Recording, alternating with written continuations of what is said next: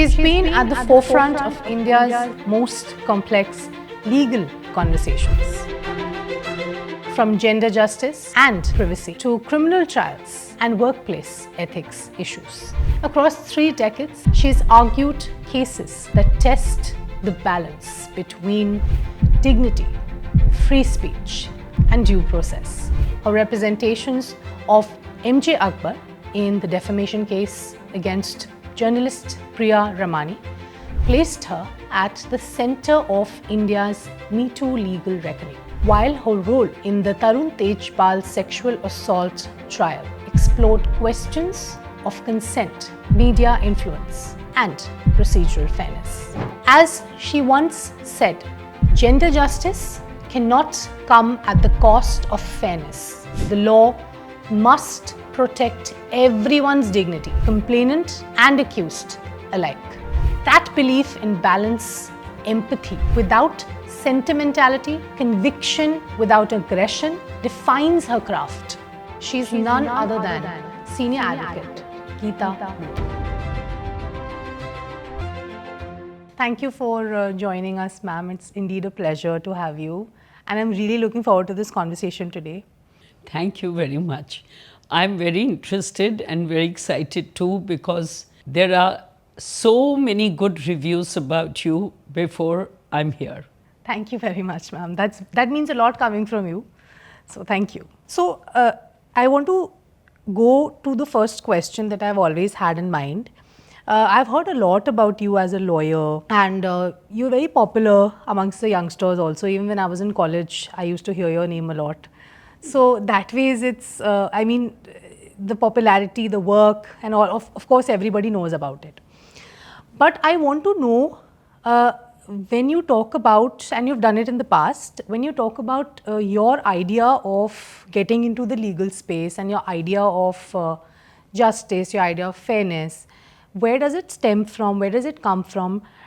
Does the legacy that you carry in law, does it make you feel like you need to really continue it? Does it hamper you in any way sometimes? Does it act like a privilege? What is it like for you? I wanted to know that. So I feel this is a very interesting question. My first thought is that dining room conversations with my father, grandfather, all of us siblings, and my mother. My mother was an academic. She was teaching at Lady Irwin College at one time. So we had a very involved academic and very pro-liberty kind of arguments happening on the dining table. Now it may not sound very interesting. Look, these people are talking academics. No, but we were talking about politics of the day. My father was always talking about defending the underdog, defending George Fernandez at a time when he was against the Congress, when he was doing the Baroda strike, defending Madhulimai, defending Raj Narayan. And then when Mrs. Gandhi was being sent to jail by the other party, when they came to power, then defending Mrs. Gandhi. So we always saw our father center stage fighting for the person not in power. And his friends were through every political party because he was helping everyone as and when someone had a legal issue, and there were not that many. Today, every party, everybody in every state has an issue. And social media has made the states come so much nearer each other. Today, you're talking of politics in Bangalore, you're talking of politics in Kerala, you are bringing it to center stage, you are having enforcement director, you are having CBI. So it's become, but at that time, there were few fights center stage. Right. There were fights, and all you heard about was liberty, liberty, liberty, freedom, bail, person should not be arrested, person should be able to have a defense. He was doing coffee prasad. So there were these economic offences like Official Secret Act, like at that time coffee posa was very big, smuggling cases were very big. So the ethos of the economic offences changes, but there were always cases which had some political element. It was a very evolved conversation, and as a young child, when I was 7, at that time there used to be some evening news or blitz by I think Karanja was the R.K. Karanja was the name of that famous journalist, and I would take out snippets with my father's name, which would be very frequently on the front page, and that was all. And that's when I decided, hey, I have to do law. Right. And my father said, you know, as I grew up, I became, all of us were very good in academics. But I was doing very well in LSI, I mean, I was topping, I was doing well in law faculty, I was topping, I was going to Cambridge. So my father, what does every father want? His daughter gets into the administrative services, thinks it's a lovely, cozy job. Yeah. So that's what he wanted for the daughter. But since I was 7, I said I have to be a lawyer. And honestly, there were no lawyers. So my father said, there are no good women lawyers. You don't want to be a lawyer. I said, I want to be a lawyer, that's all. So, of course, my mother was very encouraging. And my father, reluctantly, he became a friend and he understood that I wanted to do it. He was overprotective. And that's a space that you can't help. A father is a father, a girl's father is a girl's father, whatever you may do. Yes. And he will be protective. But we were, I think, despite that, we went into the space. Now, is there, and this is a question which has been asked, that, you know, many children have this burden on them to perform and do well. So fortunately I didn't, because when you are a woman lawyer and there are no women lawyers, there's no expectation. I think that expectation from women is still not that high. But I'm talking about it from the perspective of, you know, whether you wanted to prove yourself in your own mind. You know, that I want to prove to others that I'm as good as my parent, or I'm as good at this. So this didn't cross my mind. I'll honestly tell you, I'm sure all of us, whatever is, however bold and confident we are, and I'm remembering this with regard to a very close friend who probably won't be watching it because she's in Penn in Philadelphia, so she won't be watching it. But she was this super confident person. And I remember, whatever one may say that you are very confident in public speaking, even then, public speaking comes by trying to overcome your whatever qualms you may have. Yes. And I remember when we were in Presentation Convent, and both of us went for this first debate, because those days there won't be any debates, but there was this one very well-known debate, and of course both of us went. I looked at her and I said, hey, her hands are also shaking. So, you know, that confidence that slowly builds, you know, sometimes some people come to you and say, we're not so confident speaking. And in speaking, and you just have to give them a little push and a little shove. Say, go there. I'm there behind you. If something goes wrong, I'm there. So I feel that that is something which younger people can feel encouraged by. But did I feel I needed to prove myself? You know, I probably didn't, because I did decently in school, not as well as I would have wanted, but I was playing sports, I was playing hockey for Delhi, and I was playing it till the last, till my boards. So if I didn't do very well, I probably deserved it. I mean, I did very well, but not very, very well. Right. And I did very well in LSR, in Lady Shri Ram College in Delhi University. I came second. I did very well in law faculty in Delhi University. In law, I came second in the university. So everywhere I went to Cambridge. So I never thought I needed to prove myself.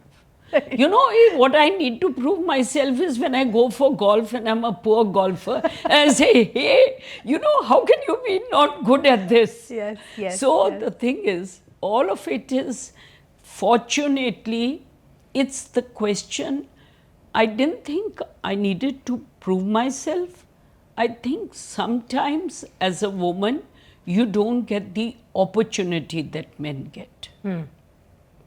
You mean in terms of client base or in terms of accessibility? In terms of client base, in terms of client opportunity. We've had clients who've had a lot of confidence in us. But I feel that women have lesser of those. For example, huge field of arbitration. How many times do you see women arbitrators? Huge field in criminal law, economic, white-collar crimes, and even more than that, non-white-collar crimes, the actual bodily punishment crimes. Many people hesitate in coming to a woman. That comes from a place of the danger that is involved in the criminal law space. That's the perception. That, oh, we are going to deal with so-and-so kinds of people, so, you know, I don't want to get into that space. Maybe that hesitation is there. The family thinks it's, you know, dangerous. In your own mind also. In your own mind, when you are dealing with a very heinous criminal case, and you have known of criminal lawyers, at least I can remember 2-3 criminal lawyers who've been murdered. Okay, you come from a place where criminal lawyers, the enmity goes so far to become brutal with the lawyer of the other side. Then as a woman lawyer, there will be some element of sanity before you are accepting a case. You have to have that space. Look, this is the kind of case I'll take up and I'll be able to do. So I feel that in that sense, also sending somebody to a police station. Now today a police station is a safe place. I'm not saying, and I mean I have many colleagues in the police services, but normally if I'm sending and somebody is being arrested or is being wrongfully detained, if I'm sending a person, I'm normally not sending a girl associate alone. Yes. I'm thinking about it. I may have gone alone because I was maybe more bindas, but they may be bindas, but I would be protective of them. Yes. So there are some sensibilities where perhaps you want to be cautious, even though maybe it's not necessary in today's world. But I do feel there are sensibilities. Like you have very serious Mokoka cases with a huge history of alleged murders or absolute people with huge history of criminal records. The history may be ill-founded. Yeah. But once as a woman you may blink. So when you say they have to come from a place of sanity, the people who are doing this kind of work, what do you mean by that?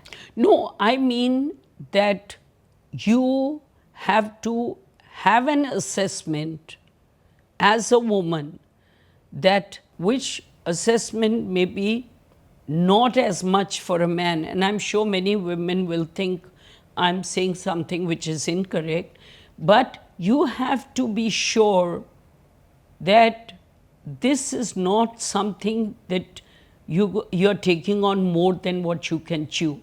Right. Like I've done Mokoka cases, hardcore Mokoka cases, with reported big history of criminal record. Sometimes you think that you have to be very cautious when you are dealing with such clients. Yes, yes. Which perhaps men may also think, and I can't say for them, but I think women definitely think when they are doing hardcore cases of that nature. Am I calling them to my house? You know, there are clients that if you're calling at a odd time, say 11 o'clock at night or early morning at 7, you'll say, come to my house office, because do you want to call everyone to your, or do you want to keep that space separate? Because it's a safer space, your workspace and your home space. That's some great advice actually for women who want to get into the criminal law space. And I don't want to focus primarily on women, but I think it's a general thought process.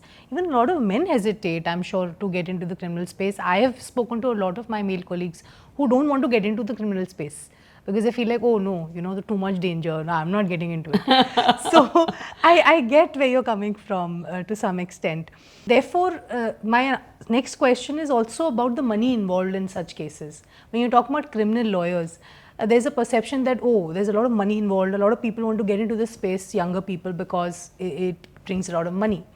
Do you think that's true? Do you think there is more money in, say, other forms of litigations also? See, the two fields.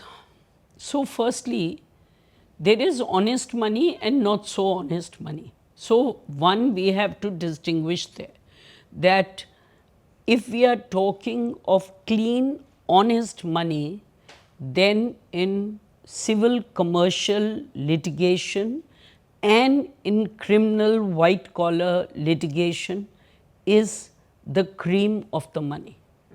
If I am going, so a very interesting example I am thinking, 30 years ago, very wealthy person came to me for a daughter's case, and I quoted a fee, and this was his own daughter's case. He said, madam, when I come to you with a civil matter or a criminal matter, you charge me this fee. But this case you can't be charging. It's just my daughter's case.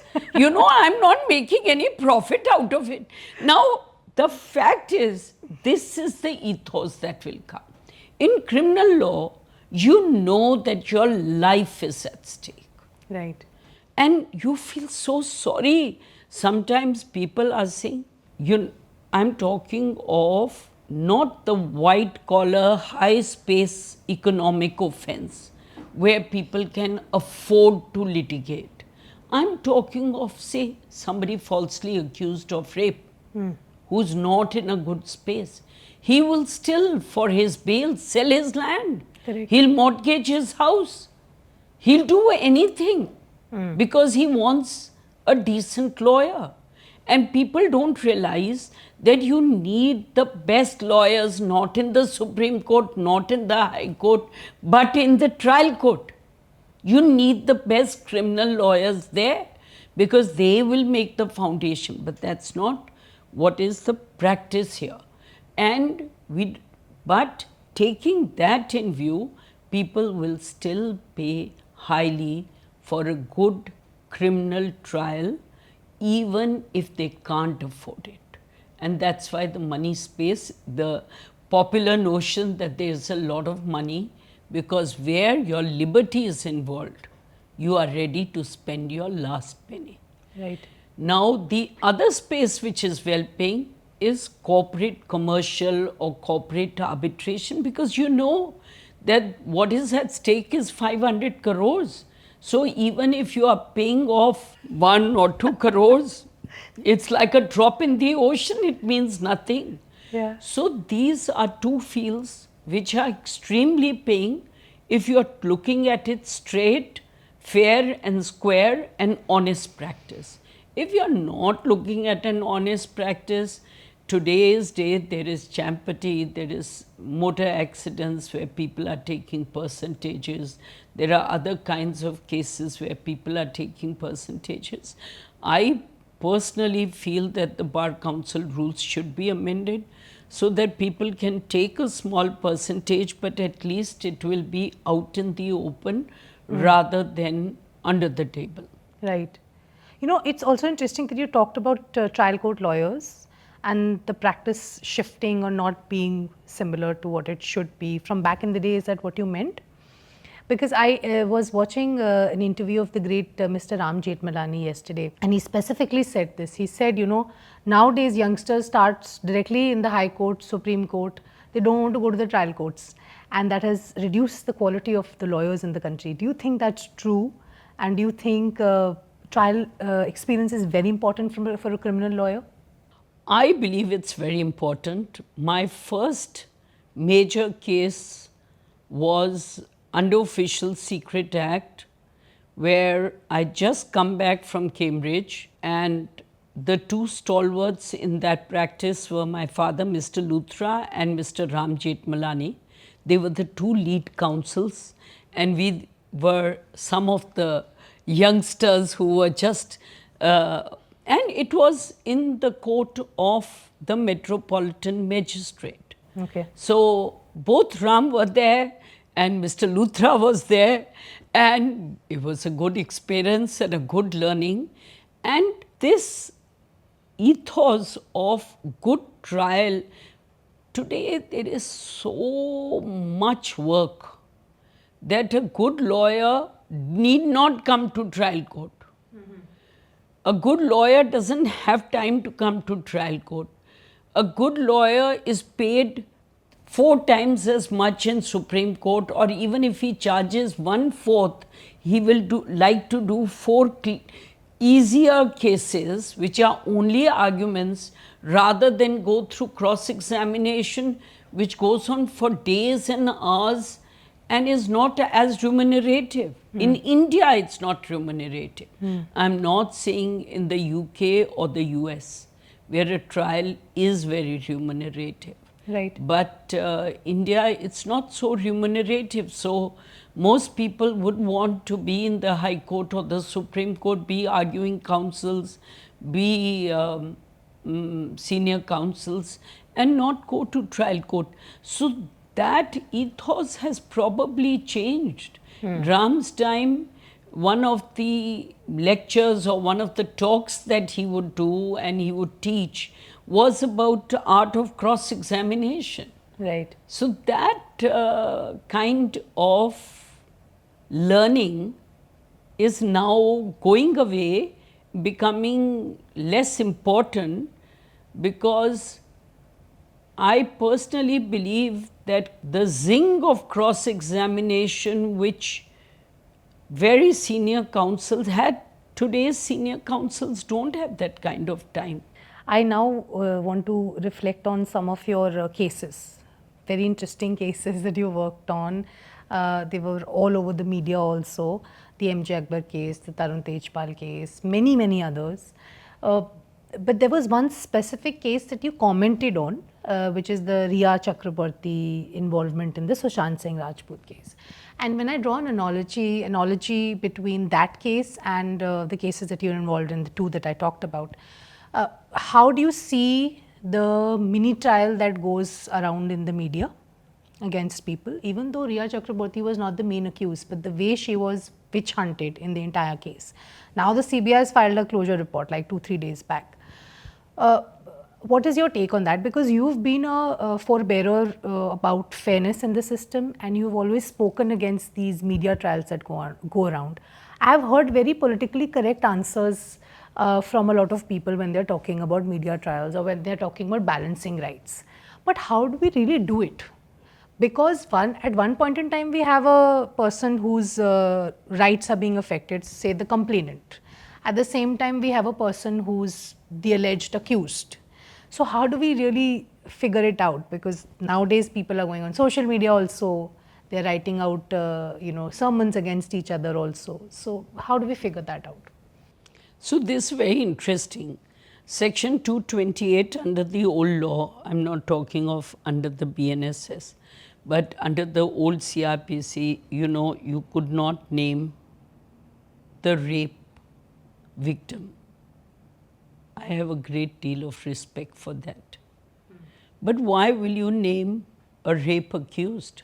If I'm an accused and after 10 years I'm acquitted, has my reputation not been tarnished in the meantime? And is my reputation as an accused or as a complainant, is it not equally important? Can I be slammed and blamed before I face a trial? And this is one of the most burning thoughts in my mind. How do you ensure that a person gets a fair trial? Now, in Ria's case, for example, and it's very easy when you are not personally doing a case, because then you can speak. If you want to be forthright, you can be very forthright in that. When you are doing a case, then you are slightly circumspect because it's sub judice. In Ria's case, for example, you could not slam a person without knowing what is the truth. And I felt the way that there was a witch hunt was not fair. And the transfer petition also, I felt, needed something to be said, because ultimately everything has happened in Bombay. How can you be saying, let's look at transferring it to Bihar or to CBI or to any other investigation agency? And there will always be a public narrative that is built. For example, in the Talwar's case, there was narrative built, and I was not involved in that trial, so I can again speak of it very easily. So one police makes the entire evidence go away and destroys it even before the investigation has begun. One team is ready to say the person should be charge sheeted, goes to CBI, says not to be charge sheeted, goes to another, literally a re-investigation, where they say it should be charge sheeted. For God's sake, you cannot have such flimsy investigation. And this is the other burning thought for me. How do you improve the quality of investigation? In every case of investigation, you blotch it up. You let a person, for example, a police saying, I have, in a rape case, I have still to go through the evidence, for example, the electronic evidence, the mobile records, and so will let an accused languish in jail for weeks and months. You can't do that. We have to make sure that we have more forensic labs. We have to make sure that the forensic labs are untouchable and that nobody can approach them. We have to make sure that our investigation is more scientific. You know, there's 28% or less than that conviction in rape cases, and there's some 40% conviction in others. And I feel even now this is too high. And there will be many innocent persons who are getting convicted even though this is the slow rate. Oh. Because the investigation's poor. And this is one burning subject which I feel, and I feel that in Ria's case also. And Supreme Court said this, Delhi High Court said this, judgment of Justice Badar Durraiz Ahmed, where I think sitting with Justice Lokur, if I'm not mistaken, I'm not sure. So there are two judgments. One was that Nirbhaya's case, India's Daughter, that film was to be released, and they said, look, till the matter is sub judice, let's not release the film. Second was some PUCL versus State of Maharashtra case. Again, the Supreme Court said, and I don't quite agree with that judgment either. So, question is, can you speak till charge sheet is filed? Can you speak once the criminal case is filed? Do you need to speak to both sides before you give a version? Should you carry on a complete, untrammeled, unfettered media trial before you decide. For example, Talwar's case, they were able to change or bring another narrative by that film which also got released, which I don't know whether it was right or wrong, because it was released, I think, while the matter was sub judice. Yes. And while everyone says you can't be releasing something while it's sub judice, but because they faced such a strong media trial, I felt that they must have wanted to straighten the narrative by giving another version. But who has the economic ability to make a film? How many people can make a film?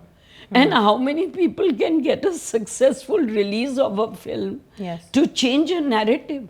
And why should anybody have to do that in any country? Yeah. So these are aspects which, to my mind, fairness, due process, deserve that every person gets a fair trial. And we can't be only saying that because I can't hear your appeal, I will keep you in custody. Because you may have done this case and this is the narrative, therefore I will keep you in custody. So the narrative has to be, if a person's not powerful enough to tamper with evidence, if a person is not able to, one of those who will run away, then the narrative has to be in favor of bail. Do you remember that case of I think he was in the World Bank, the person who got accused also of molesting a maid in New York? I'm not recalling the case, it had made a lot of waves at that time and had media highlights. But he was given, perhaps for a bit of time, he was given a house arrest, and after that he was given bail. I'm talking of the West. In India, we wouldn't have let a person go like this for months, like a Tarun Tejpal. Why will you do this? Every person has a right to a fair trial. Till that trial, will you lock the person up and keep him in? And how do you repay that person of the years of being inside? Yeah, the reputational repercussions here are very, very important to reflect on. And again, that balancing of rights when it comes to people wanting to come out and speak. Like you argued the MJ Akbar defamation case, and the judgment specifically turned out to say that, okay, you have the right to speak even if it's after 20 years, 30 years, whatever. Use social media, you can use any platform. At the same time, the paradox Tarun Tejpal matter we are seeing, where we have a person who is acquitted of all charges. So how do we really figure these judgments out as a common layperson when the courts are saying something and then the outcome of certain other matters is turning out to be antithetical to the judgment that is being put out? I have a strong belief that both accused and victim should have anonymity till a trial is over. And tell me, how is it, if you're thinking that you are in a land where there is no rule of law, then it's absolutely right. All of you slam each other in social media, don't go to the courts. Right. If you think that there is a rule of law, then your right is only this, that if you actually have a grievance, go file a case. You can file a Posh case if you have a genuine case. You can file a criminal case under 354, which is various offences with regard to women, including misbehaving with a woman, molesting a woman, stalking a woman, looking at a woman in a bad light, sending lurid messages to a woman.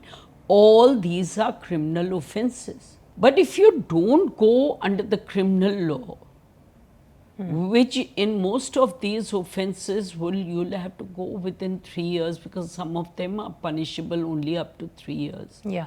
I think one of them is for repeated offences is longer. Then you have to go within that time. And if you've not gone within that time, then you have to hold your peace, because then you can't defame that person. Right. Similarly, Posh, recently Supreme Court has said you don't come within 6 months. Then that is the last time when you can make a complaint under the Posh Act. They've also said something very bizarre in my view. They've said that it has to reflect on your records. That's incorrect. To my mind, I feel very strongly about it. The moment the person it has come that he is not committed any civil misdemeanor. The Posh Act, he was let off, saying 6 months.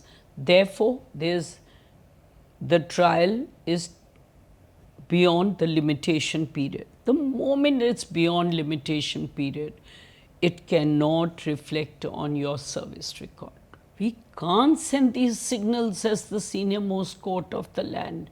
With due respect, I am saying that you can't have these two parameters.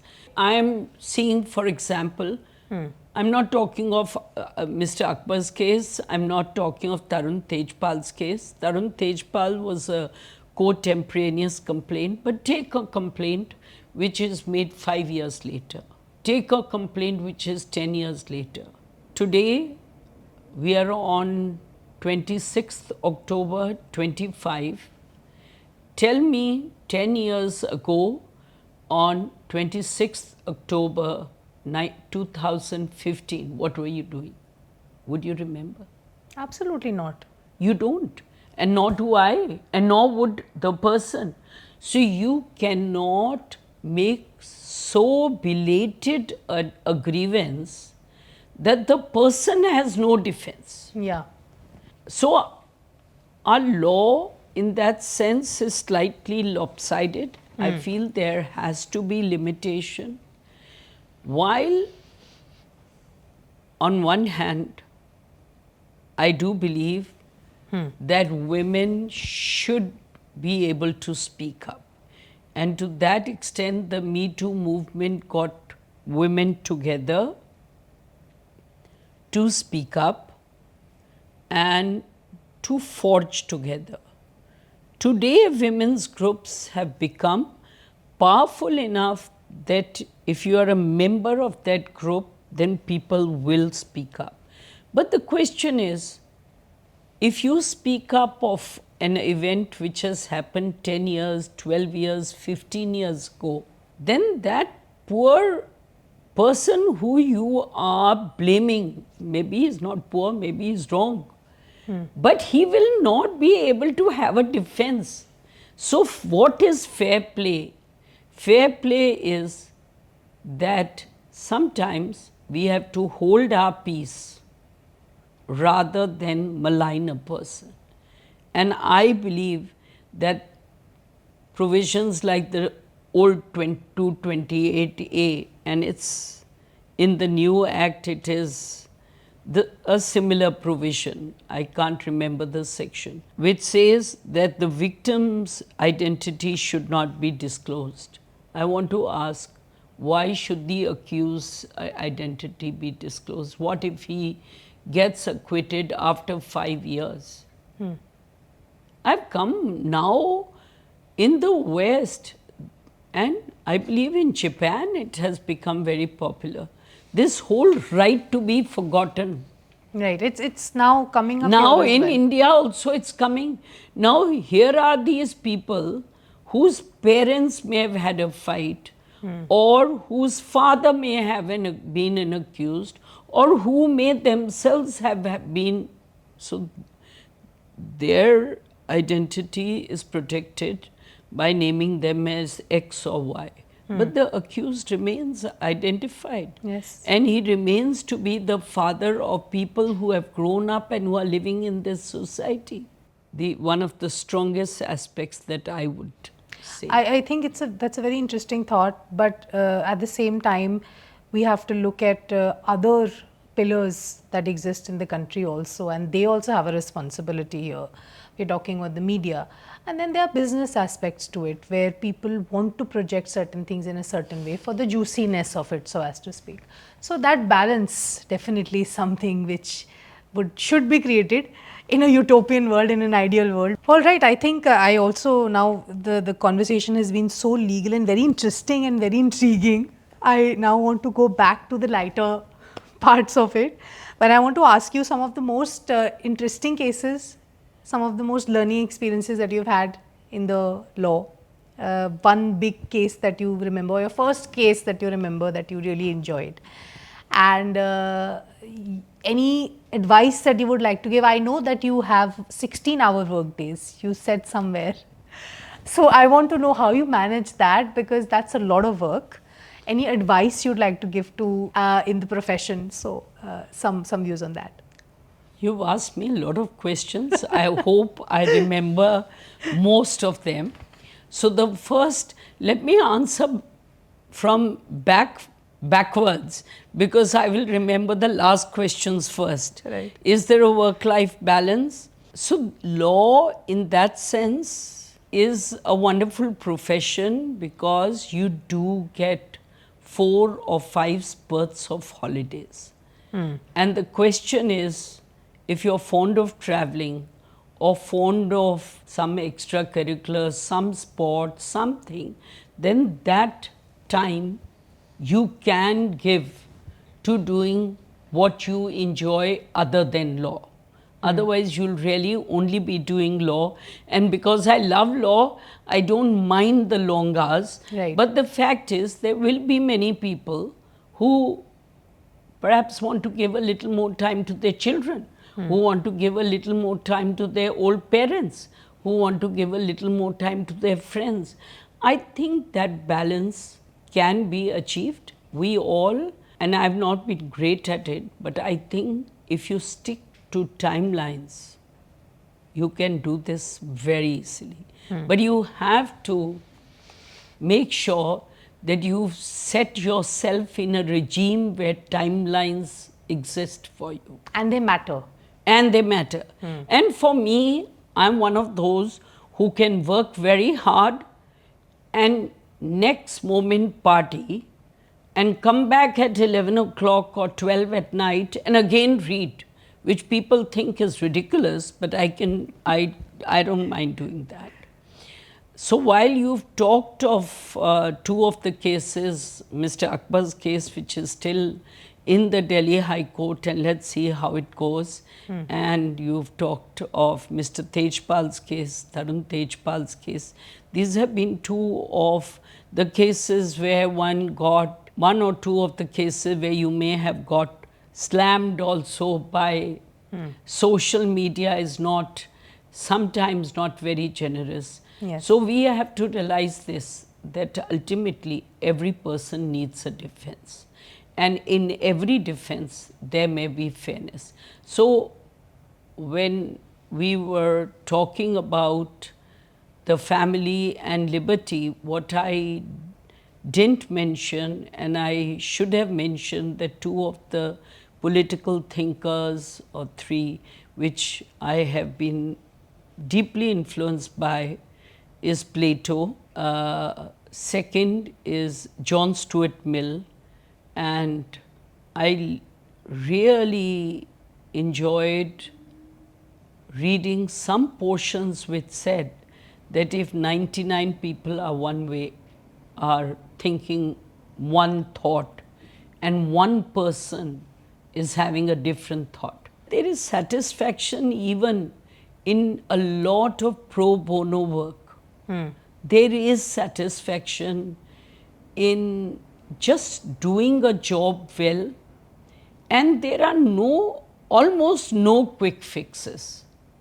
So while a lot of people today younger people, because you want a work-life balance, you want a lot of money, you hope for a quick fix. But there are no quick fixes, because ultimately what I have studied, what I have imbibed in all these years, I cannot through my genes pass it on to my daughter. She'll still have to study, she'll still have to read the same Yes, books, yes. she'll still have to work as hard. So for every individual, you just have to, while you do your own balance, because I don't think being a success is so super important. Being good at what you do is what is super important. Yes. Doing it well is what is important. But everybody will have their own goals. For some, success means a lot.